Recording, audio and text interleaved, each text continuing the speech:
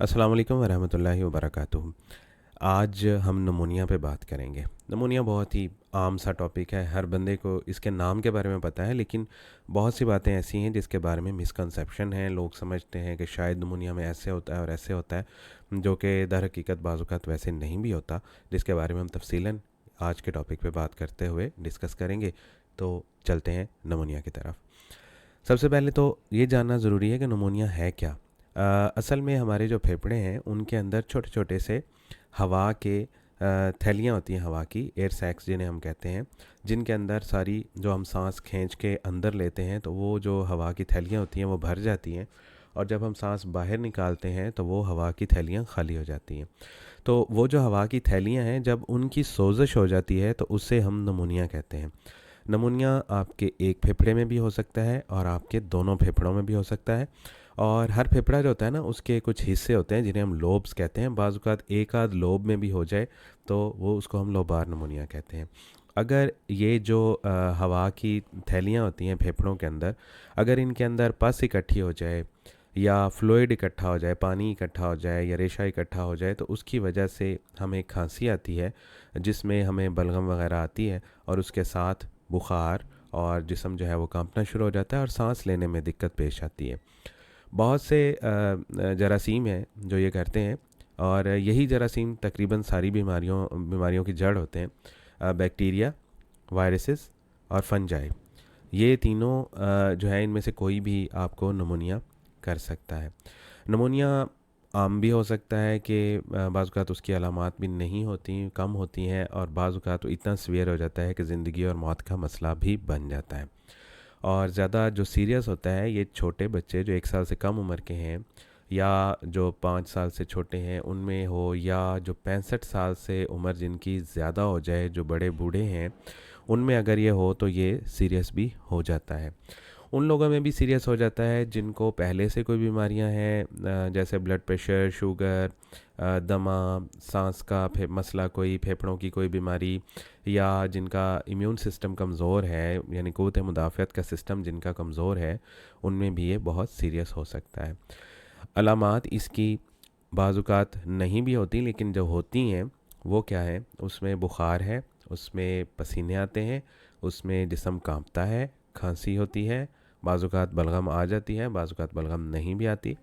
उसके अलावा छाती में दर्द होता है जब आप सांस लेते हैं या खांसी करते हैं, और सांस में दिक्कत पेश आती है, जिस्म थका थका सा महसूस होता है, थकावट होती है, दिल घबराता है, बाज़ औक़ात पेट में दर्द भी होता है, उल्टियाँ भी शुरू हो जाती हैं, और बाज़ औक़ात आपको पानी जैसे पतले पखाने भी आना शुरू हो जाते हैं। अब जो बात मैंने की कि बाज़ औक़ात अलामात नहीं होती, वो हैं छोटे बच्चे। पैदा होने के बाद से लेके 1 साल तक की उम्र के जो बच्चे, अगर उनमें नमूनिया हो तो उनको हमेशा अलामात नहीं होती। बाज़ औक़ात उनमें कोई भी अलामात नहीं होती, लेकिन उनको नमूनिया होता है। और बाज़ औक़ात अगर उनमें कोई अलामात ज़ाहिर हों तो वो अलामात कौन-सी हैं उनके बारे में बताता हूँ आपको। बाज़ औक़ात वो वॉमिट कर देते हैं, बाज़ औक़ात उनको सिर्फ़ खांसी होती है, उसके साथ बुखार होता है, बाज़ औक़ात तो सिर्फ़ अपने आप को थका-थका सा महसूस करते हैं, बच्चा आपका ढीला-ढाला सा आपको लगता है कि ये बच्चा जो है ना वो एक्टिव नहीं है, सेहतमंद नहीं लग रहा, और इसमें जान नहीं है, ढीला सा है, थका हुआ है। और बाज़ औक़ात खाना खाना छोड़ जाता है बच्चा, और बाज़ औक़ात उसको सांस लेने में दिक्कत पेश आती है। इन अलामात में से कोई भी अलामात आपके 1 साल से कम उम्र के बच्चों में अगर होती हैं तो आपने नमूनिया को लाजमी सोचना है, क्योंकि अगर अल्लाह ना करे नमूनिया हो और इस उम्र में हो, तो मैंने पहले बताया कि बहुत सीरियस हो जाता है, बाज़ औक़ात ज़िंदगी और मौत का मसला भी बन जाता है।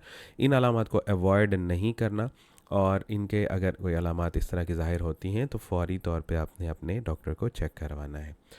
जिन लोगों की उम्र, जो बूढ़े लोग हैं, 65 साल से ज़्यादा है, या वो लोग जिनकी सेहत इतनी अच्छी नहीं है, या जिनका क़ुव्वत मुदाफ़अत का सिस्टम जो है वो इतना अच्छा नहीं है, जैसे HIV, एड्स वगैरह के पेशेंट होते हैं, ये रूमेटॉइड आर्थराइटिस, ये जो गठिया जिसे कहते हैं, उसके मरीज़ जो होते हैं, उनमें जो बॉडी का टेम्परेचर है, यानी अगर आप उनका दर्जा हरारत चेक करें जिस्म का, तो वो नॉर्मल से कम आएगा। ये उनकी अलामत है कि उनमें जो है वो हो सकता है कि नमूनिया चल रहा हो।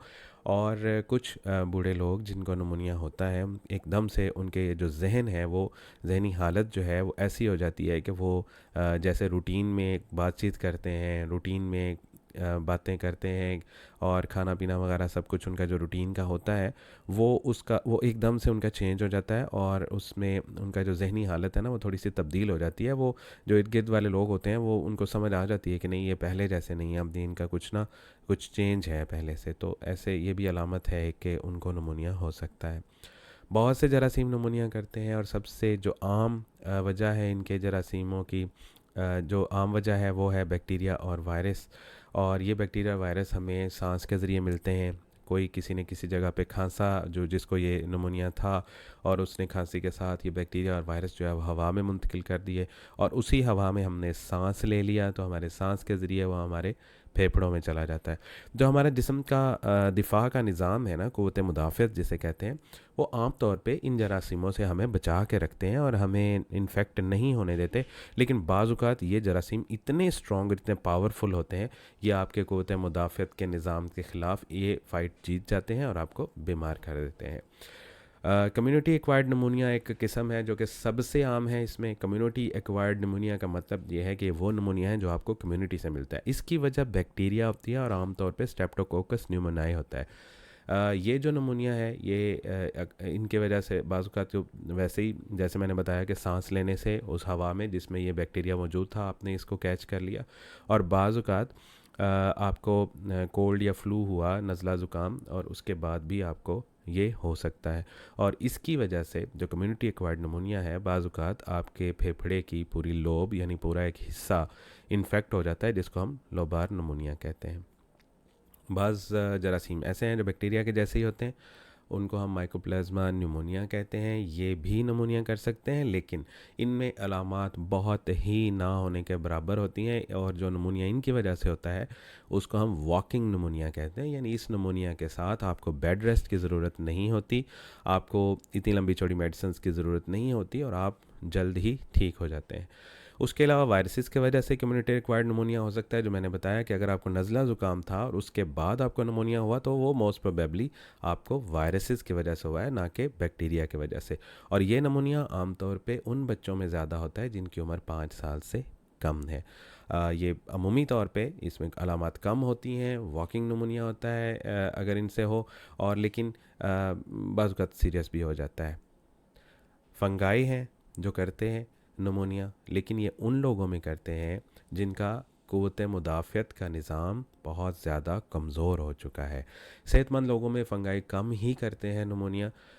वो लोग जिनको कोई बीमारी है ऐसी, जैसे मैंने बताया HIV है, एड्स है, ये है गंठिया है, इस तरह की बीमारियां जो कि क़ुव्वत मुदाफ़त को कमज़ोर कर देती हैं, या वो कोई स्टेरॉइड्स ले रहे हैं तो उनमें भी क़ुव्वत मुदाफ़त कम हो जाती है, या उनको कोई पुरानी बीमारियां चल रही हैं जिन्होंने उनके क़ुव्वत मुदाफ़त के निज़ाम को कमज़ोर किया हुआ है, तो उनमें भी फंगाई कर सकते हैं। ये फंगाई आमतौर पे मिट्टी में और जो परिंदों की पोटी होती है उसके अंदर पाए जाते हैं। इसके अलावा है हॉस्पिटल एक्वायर्ड नमूनिया। ये वो नमूनिया है जो आप गए हॉस्पिटल, किसी और वजह से एडमिट हुए हैं, मिसाल के तौर पे किसी का कोई हाथ का या पाँव का या किसी चीज़ का फ्रैक्चर हुआ है और उसको हॉस्पिटल कुछ अरसे के लिए एडमिट होना पड़ा है, या वो किसी और वजह से हॉस्पिटल में कुछ दिनों के लिए एडमिट हुआ, लेकिन वहाँ पे उस एनवायरनमेंट में, हॉस्पिटल का जो एनवायरनमेंट होता है उसमें बहुत से बैक्टीरिया, वायरसेस और फंगाई फिर रहे होते हैं, क्योंकि वहाँ तरह तरह के मरीज़ होते हैं। तो अगर वहाँ पे कोई था और उसने वो उस एयर को पोल्यूटेड कर दिया, तो आपने उसी में सांस ले लिया और वो आपके सांस में वो चला गया, तो उससे आपको हॉस्पिटल एक्वायर्ड नमूनिया हो जाएगा। और ये अमूमन सीरियस उन लोगों में होता है जो जिनको हम लोग मशीन पे डालते हैं सांस लेने के लिए, इनको सांस का मसला होता है और वो ख़ुद से सांस नहीं ले सकते, तो उनको वेंटिलेटर पे डालते हैं। वेंटिलेटर वो मशीन होती है जो इंसान की मदद करती है सांस लेने में, तो ऐसे लोगों में ये ज़्यादा हो जाता है। उसके अलावा health care acquired नमूनिया। Health care acquired नमूनिया उन लोगों में होता है जो ज़्यादा अरसा एक हेल्थ केयर फैसिलिटी में रहें, जैसे कि हॉस्पिटल एक्वायर्ड है उसी तरह ही हेल्थ केयर एक्वायर्ड भी है। यानी आपके किडनीज़ हैं वो सही काम नहीं कर रहे और उनका डायलिसिस के लिए आपको जाना पड़ता है बार बार, और ज़्यादा अरसे के लिए आपको हॉस्पिटल में स्टे करना पड़ता है, तो आपको हेल्थ केयर नमूनिया हो सकता है। और ऐसा नमूनिया जो है ना ये जैसे कि हॉस्पिटल एक्वायर्ड नमूनिया होता है वो, और ये वाला हेल्थ केयर एक्वायर्ड नमूनिया, ये दोनों में जो बैक्टीरिया आपको करते हैं ना, ये आमतौर पर रेजिस्टेंट होते हैं एंटीबायोटिक से, यानी बहुत सी एंटीबायोटिक्स इनके ऊपर असर ही नहीं करती, इनको मारती नहीं है। तो इसलिए इनका टेस्ट करवाना बहुत ज़रूरी होता है कि किस बैक्टीरिया की वजह से हुआ, ताकि उसके अगेंस्ट आपको एंटीबायोटिक दी जाए और आप जल्दी ठीक हो जाएं। उसके अलावा होता है एस्पायरेशन नमूनिया। एस्पायरेशन नमूनिया के बारे में आपको मैं बताऊं कि आपकी जो सांस की नाली और जो खुराक की नाली हमारे गले के अंदर, ये दोनों इकट्ठी चल रही होती हैं, पैरेलल एक दूसरे के साथ साथ आगे पीछे होती हैं। तो बाज़-औक़ात ऐसा होता है कि आप कोई खाना खाने लगे हैं, तो वो जो खाना है वो आपकी खुराक की नाली के बजाय आपकी सांस की नाली में चला गया है। चाहे वो खाना है, चाहे वो कोई ड्रिंक है, या आपको वॉमिट आई और कुछ हिस्सा उसका आपकी सांस की नाली में चला गया, या आपके थूक है वो आप निकला आपने, लेकिन वो आपके खुराक की नाली में जाने की बजाय आपकी सांस की नाली में चला गया। ये नॉर्मल इंसान में इस तरह नहीं होता है एस्पिरेशन निमोनिया। ये होता उन लोगों में है जिनका गैग रिफ्लेक्स जो है वो डिस्टर्ब हुआ आता है। अब ये कौन से लोग हैं जिनका गैग रिफ्लेक्स क्या होता है? गैग रिफ्लेक्स आपने देखा होगा कि कभी खाना खाते हुए एकदम से आपका जो है ना वो कोई चीज़ आप खाना लगते हैं, लेकिन वो जाती है जब आपकी खुराक की नाली की तरफ अनइंटेंशनली जाती है, तो एकदम से आपको गैग हो जाता है, या वो चीज़ बाहर निकाल देते हैं और कुछ अरसे तक आप खांसते रहते हैं। ये गैग रिफ्लेक्स होता है, कुदरत की तरफ से है कि अगर गलती से भी कोई चीज़ आपकी खुराक की नाली के बजाय आपकी सांस की नाली की तरफ जाना शुरू हो जाए, तो गैग रिफ्लेक्स होता है और वो चीज़ खांसी के साथ बाहर आ जाती है, वो आगे सांस की नाली में नहीं जाती। ये एस्पायरेशन नमोनिया, जिसमें खुराक की नाली की बजाय आपकी खुराक, आपका कोई ड्रिंक जो आप ले रहे हैं, या वॉमिट, या आपका जो थूक है वो आपके सांस की नाली में तब जाता है जब आपको कोई ब्रेन इंजरी है, आपके दिमाग में कोई मसला हुआ है, जैसे किसी को कोई फालज हुआ है, दिमाग की कोई नस फटी हुई है और उसका एक गैग रिफ्लेक्स ख़त्म हुआ है, या कोई बेड रिडन पेशेंट है जो कि बेड के ऊपर है और वो नॉर्मली खा भी नहीं सक रहा, तो उसमें यह होता है कि उसमें गैग रिफ्लेक्स ख़त्म हो जाता है और वो कोई चीज़ अगर सांस की नाली में चली भी जाए तो वो खांसता नहीं, उसको बाहर नहीं निकालता, तो उसमें ये हो जाता है। और ऐसे लोग जिनको खाने पीने में मसला हो, स्वेलिंग का प्रॉब्लम हो, और उसके अलावा कोई लोग जो अल्कोहल बहुत ज़्यादा यूज़ करते हैं, ड्रग्स यूज़ करते हैं, नशा और अद्वियात, तो उनमें भी एस्पिरेशन निमोनिया होने के चांसेस ज़्यादा होते हैं। रिस्क फैक्टर क्या है? वो बच्चे जो 2 साल से छोटे हैं और वो लोग जिनकी 65 साल से ज़्यादा उम्र है, जो बूढ़े हैं, उनका वो रिस्क पे हैं कि उनको निमोनिया हो सकता है। और पुरानी बीमारियां, जैसे मैंने बताया कि दमा है, सांस की फेफड़ों की कोई बीमारी है, दिल का कोई मसला है, ब्लड प्रेशर का कोई मसला है, या आपका क़ुव्वत मुदाफ़अत का निज़ाम कमज़ोर है जिसमें HIV एड्स हैं, या आप कीमोथेरापी पे हैं, या आप स्टेरॉयड्स ले रहे हैं, या आपका कोई ऑर्गन ट्रांसप्लांट हुआ है, यानी आपका कोई गुर्दा फेल हुआ और आपने उसकी जगह पे दूसरा गुर्दा लगवाया, तो इस तरह के जो पेशेंट्स होते हैं ये रिस्क पे होते हैं। उसके अलावा स्मोकिंग बहुत बड़ा रिस्क है, क्योंकि स्मोकिंग की वजह से जो आपके फेफड़ों का बैक्टीरिया और वायरस के साथ लड़ने वाला सिस्टम होता है ना, क़ुव्वत मुदाफ़अत का निज़ाम, वो कमज़ोर हो जाता है, डैमेज हो जाता है। उसकी वजह से स्मोकर छोड़ते भी नहीं है, स्मोकिंग को करते रहते हैं, तो स्मोकिंग कर करके उनके फेफड़े कमज़ोर होते रहते हैं, तो वो बहुत बड़े रिस्क पे हैं। उसके अलावा अगर आप हॉस्पिटलाइज्ड हुए हैं किसी वजह से, तो जैसे मैंने आपको बताया कि वेंटिलेटर पे जो पेशेंट्स हैं, या कुछ जो ज़्यादा अरसे के लिए हॉस्पिटल में रहते हैं, तो उनको बहुत ज़्यादा, क्योंकि हॉस्पिटल के अंदर बहुत से ऐसे जरासीम मौजूद होते हैं जिनकी वजह से आपको निमोनिया हो सकता है। कॉम्प्लिकेशंस यानी पेचीदगियाँ इसकी क्या है? अगर ये बैक्टीरिया आपके खून के अंदर शामिल होकर आपके फेफड़ों से दूसरे हिस्सों में जाना शुरू हो जाता है, तो वो आपके दूसरे हिस्सों को भी डैमेज करता है, गुर्दों में चला गया, दिमाग में चला गया, तो उसकी वजह से आपको वो हिस्से आपके डैमेज होना शुरू हो जाते हैं। उसके अलावा ये अगर रेशा पड़ना शुरू हो जाए इसकी वजह से फेफड़ों के अंदर, तो उसको हम लंग एब्सेस कहते हैं। वो आमतौर पे एंटीबायोटिक्स के साथ उसका इलाज हो जाता है, लेकिन बाज़ औक़ात उसकी सर्जरी भी करनी पड़ सकती है, या उसको नीडल या ट्यूब डाल के फेफड़ों के अंदर उसमें से रेशे को निकालना भी पड़ सकता है। बाज़ औक़ात ये आपके फेफड़ों के अंदर पस या रेशा नहीं डालता, बल्कि आपके फेफड़े और छाती के दरमियान में जो जगह होती है उसको हम प्लूरा कहते हैं, उसके अंदर पानी इकट्ठा होना शुरू हो जाता है या रेशा इकट्ठा शुरू हो जाता है, तो उसको हम प्लूरल इफ्यूजन कहते हैं। और अगर ये पानी जो है वो इन्फेक्शन उसमें पड़ जाए, तो फिर हमें लाजमी तौर पे पसलियों के अंदर से ट्यूब डाल के वो रेशा और वो पानी निकालना पड़ता है, या उसकी सर्जरी होती है। बाज़ औक़ात इससे आपको सांस लेने में मसला पेश आ सकता है। अगर निमोनिया बहुत ज़्यादा सीवियर हो जाए तो इंसान सांस लेने में उसको दिक्कत होती है और उसको ऑक्सीजन नहीं मिलती प्रॉपर, जिसके साथ वो अपनी ज़िंदगी के फंक्शंस जो हैं प्रॉपरली कर सके। टेस्ट और डायग्नोसिस कैसे होगा इसका? छाती का एक्सरे होता है। छाती के एक्सरे में हमें पता चल जाता है कि नमूनिया है, और वो नमूनिया कितना है और उसकी लोकेशन क्या है इन्फेक्शन की। लेकिन ये हमें वो वजह नहीं बताता कि इन्फेक्शन हुआ क्यों, किस वजह से हुआ है, वो बैक्टीरिया की वजह से हुआ है, वायरसेस से हुआ है, किस वजह से हुआ है, वो हमें नहीं बताता।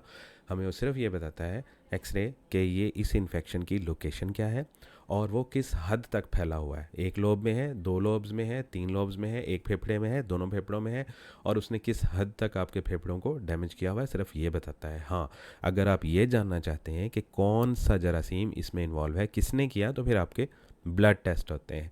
ब्लड टेस्ट जो है वो बताते हैं कि भाई कौन सा जरासीम आपके फेफड़ों को इन्फेक्ट कर रहा है। पल्स ऑक्सीमेट्री इसमें यूज़ होती है, उसमें सिर्फ हम ऑक्सीजन का लेवल देखते हैं। ये कोविड के दिनों में बहुत ज़्यादा यूज़ हुई है पल्स ऑक्सीमेट्री। उसमें हम ये देखते हैं कि आपके फेफड़ों में ऑक्सीजन का लेवल क्या है, आपके फेफड़े किस हद तक ऑक्सीजन को इनहेल कर रहे हैं, कितना ले रहे हैं, और उसकी वजह से आपके खून में किस हद तक ऑक्सीजन मौजूद है। उसके अलावा आपकी जो बलगम है उसका टेस्ट होता है। ये बलगम जब खांसी करवाते हैं, हम बलगम आती है, उस बलगम का हम टेस्ट करवाते हैं, उससे हमें पता चलता है कि कौन से जरासीम मौजूद हैं। अगर आपके प्लूरा में जो फेफड़ों और छाती के दरमियान में जगह है उसके अंदर अगर पानी पड़ गया और उस या रेशा पड़ गया, तो फिर हम उसका टेस्ट करवाते हैं। उसको नीडल के ज़रिए पसलियों के दरमियान में से हम नीडल डालते हैं और उसमें से खींचते हैं उस रेशे को या पानी को, और फिर उसका लेबॉर्ट्री में टेस्ट होता है और वो हमें बताते हैं कि भाई कौन सा जरासीम है जिसने ये किया।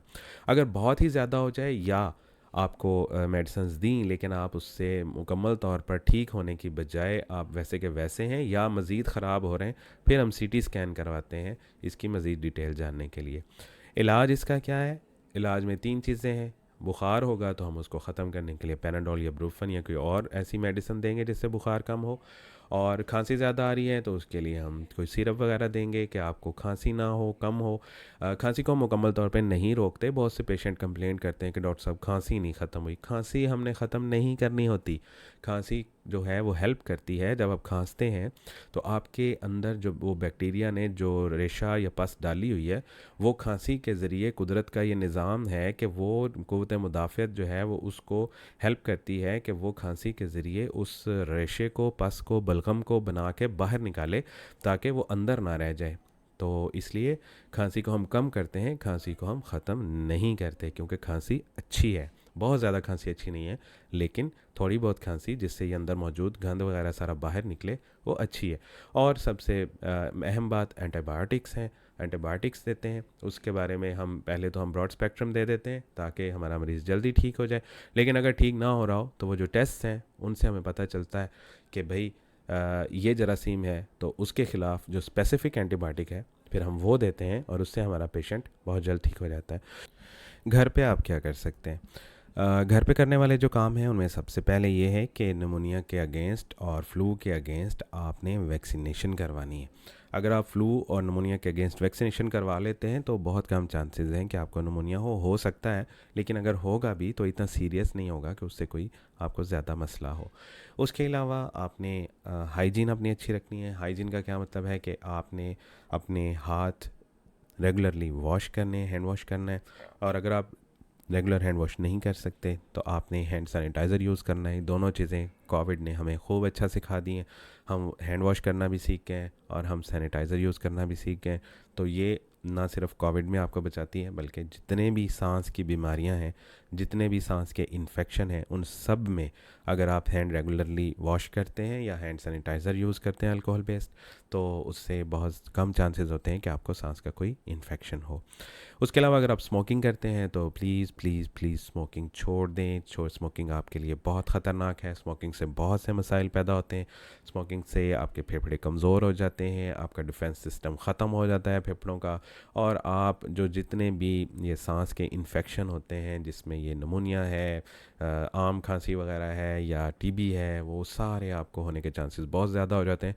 और सबसे बड़ी बात, अगर आप अभी यंग हैं तो आपको इतना ज़्यादा फील नहीं हो रहा होगा, लेकिन जैसे जैसे आप स्मोकिंग करते जाएंगे आपके फेफड़े कमज़ोर से कमज़ोर होते जाएंगे, और जैसे ही आप ओल्ड एज में पहुंचेंगे तो आपको सांस लेने में इतनी रुकावट होगी कि आप रात को सुकून से सो भी नहीं सकेंगे। तो बेहतर है कि आप स्मोकिंग छोड़ने की कोशिश करें और अपनी सेहत के लिए, अपनी जान के लिए स्मोकिंग को छोड़ दें।